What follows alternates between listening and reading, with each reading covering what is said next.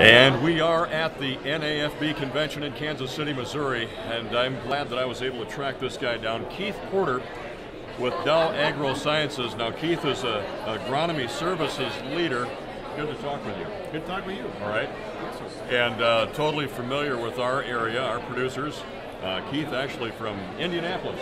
I'm a big racing guy, so I think of Indy when I talk with you. Yeah, in Indy now, but an Iowa Stater by background, so we're pretty close. All right. Agronomy Services Leader, we're talking Mycogen Seeds, and that's a national seed with Dow AgroSciences. What should farmers consider when selecting seed for 2013? Well, I think when producers think about selecting seed for 2013, it really comes back to when they look for that genetics, what are the top performing genetics that they want to consider? And I think it's interesting to think of, in 2013, more growers will plant more new corn hybrids or soybean varieties on their acres than ever before. Okay. So with the advancement of new products into the marketplace, you have to start considering things like the genetics, first of all, your soil type, your trait package. Are you going to use a trait package? And other things related to your production practices that can really help you maximize yield potential. But really, you don't go away from the basics. Keith, of course, no secret, the big thing with farming 2012, I don't need to say it, the D word, the drought. The D word. How does the drought that we dealt with in 2012 impact crop input decisions for next season? I think one of the things growers most frequently ask us as agronomists is, I've had a dry year, I've gone through the drought. What's that going to mean to me when I go to soil test or any of my crop nutrient needs, right?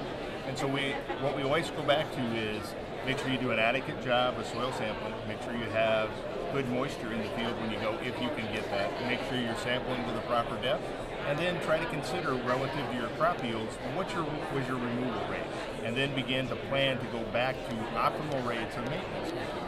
In some cases, that's pretty tough to do for some growers. And so, again, over time, begin to think about where your base level yields are, your base rates of application, and then consider this year's crop and removal. Okay. Keith, I've produced a great number of commercials, done a lot of production for Mycogen Seeds. Recently, a word has come up a number of times in my script, stewardship. What stewardship practices will be important next season, and tell us what we're talking about when we talk about stewardship practices. Yeah, what we're talking about when we think of stewardship, it's really make sure if we use traded products, insect protection traits within our crop, that we have the proper refuge configurations as needed.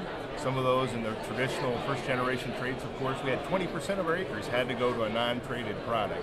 And now with advances like Smart Stacks or Smart Stacks Refuge Advanced from Dow AgroSciences, that's been reduced to 5%. So what we want to do is maintain the viability and the in-plant protection of those traits over time. So growers should consider and make sure they follow all stewardship practices around an IRM guideline. Keith Porter, I thank you for your time here today. Thank you, Mark. And it's been a pleasure sitting here talking with you. Keith is a leader in agronomy services with Dow AgroSciences Mycogen Seeds. I'm Mark Tassler. Thank you.